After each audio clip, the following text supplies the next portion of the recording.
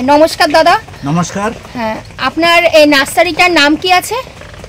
আমাদের এটার নাম হচ্ছে অর্গানিক সিও। আমাদের যেটা মূল উদ্দেশ্য, নার্সারিতেও আপনি হাজারো নার্সারি দেখতে পাবেন, তো সেখানে বিভিন্ন রকম ফল ফুল বাহারি গাছপালা দেখতে পাবেন। আমাদেরটা কিন্তু একদম ভিন্ন, মানে ভিন্ন বলতে সম্পূর্ণ ভিন্ন বলা যেতে পারে। Fully medicinal plant nursery.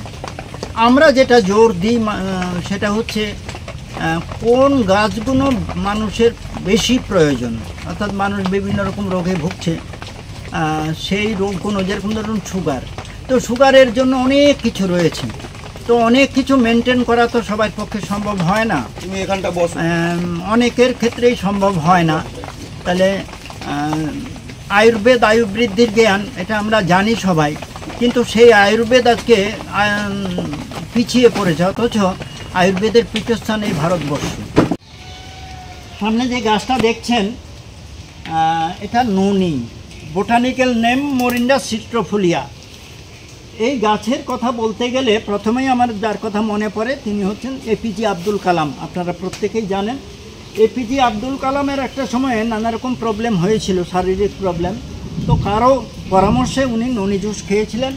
ননি জুস খেয়ে উনার উপলব্ধির কথা বলেছেন এবং উনি বলেছেন মর্তের মানুষের কাছে এটা অমৃত স্বরূপ। এই যে ফল দেখছেন, এই ফলের যে জুস এটা টোটাল হিউম্যান বডির ক্ষেত্রে কাজ করে, শরীর শোধনের ক্ষেত্রে কাজ করে, অর্থাৎ ডিটক্সিফিকেশন। আমাদের যে ফুড হ্যাবিট বলুন, পরিবেশ পরিস্থিতি বলুন, এয়ারের পরিস্থিতি বলুন, এই সবের মাধ্যমে আমাদের শরীরে প্রতিনিয়ত টক্সিন ডিপোজিট হচ্ছে, সেই টক্সিনটা ডিটক্সিফিকেশনের কাজ করে এই ননি জুস। এই ননি জুস টোটাল হিউম্যান বডির ক্ষেত্রে কাজ করে, অর্থাৎ একটা মানব শরীরে যত রকম রোগ হতে পারে ম্যাক্সিমামটার ক্ষেত্রে কাজ করে ননি জুস। বলা যেতে পারে পার্টিকুলার নির্দিষ্ট কোনো রোগ নয়, কিন্তু আবার বলা যেতে পারে যে প্রায় সব রোগের ক্ষেত্রে এই ননি জুস কাজ করে। আচ্ছা, এই জুসটা বানাবে কি করে?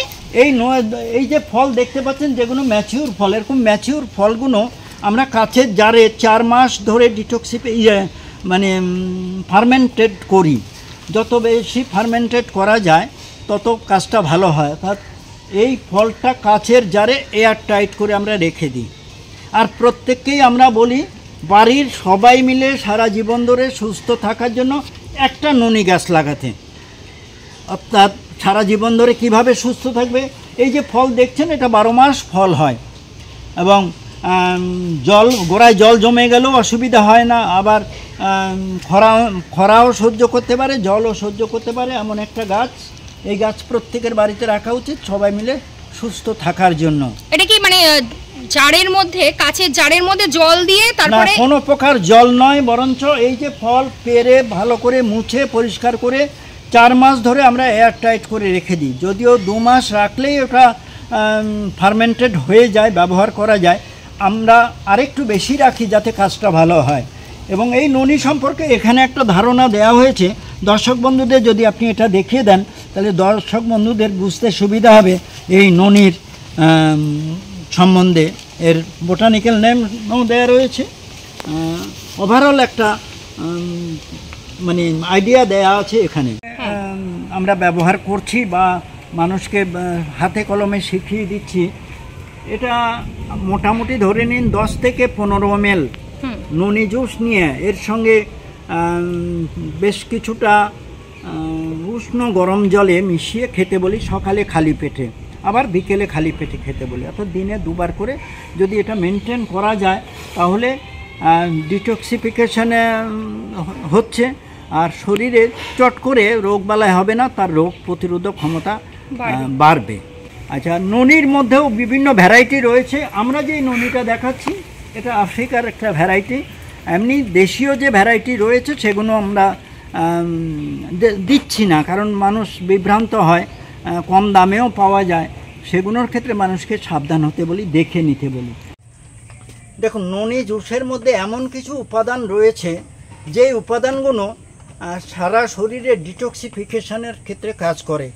তো আমাদের যে বিভিন্ন অর্গান রয়েছে, বিভিন্ন অর্গানের আমাদের শরীরে বিভিন্ন টক্সিনের ক্ষেত্রে ওই অর্গানের ক্ষেত্রে কিন্তু বিভিন্ন রকম ডিস্টার্ব করে। আজকে হুটহাট করে মানুষের স্ট্রোক হয়, হার্ট অ্যাটাক হয়। সেই ক্ষেত্রেও আমি একটা দেখছিলাম যে ননি জুসের এক্ষেত্রে ভূমিকা রয়েছে। দেখুন, আমরা প্রত্যেকেই রাতে ঘুমোতে যাই, দিনের শেষে রাতে ঘুমোতে যাই, টেম্পোরারি ডেথ আমাদের রোজই হয়। আর আমরা যে ঘুমোতে যাই, ঘুম ভাঙলে আমাদের সকাল হয়, আর ঘুম যদি না ভাঙে আমাদের পরকাল হয়ে যায়। তার মানে বুঝতেই পাচ্ছেন, এই ব্যাপারটা যাতে না ঘটে, তাহলে আমাদের শরীরের ডিটক্সিফিকেশনের ব্যাপারে নিজেদের একটু চিন্তাভাবনা করা উচিত, সচেতন হওয়া উচিত। আমরা প্রাকৃতিক উপায়ে যাতে প্রকৃত সুস্থ থাকতে পারি, যাতে এই ওষুধের উপর ডিপেন্ডেন্ট না হতে হয়, একটা স্বতঃস্ফূর্ততা, ড্রাগলেস লাইফ যাতে আমরা এনজয় করতে পারি।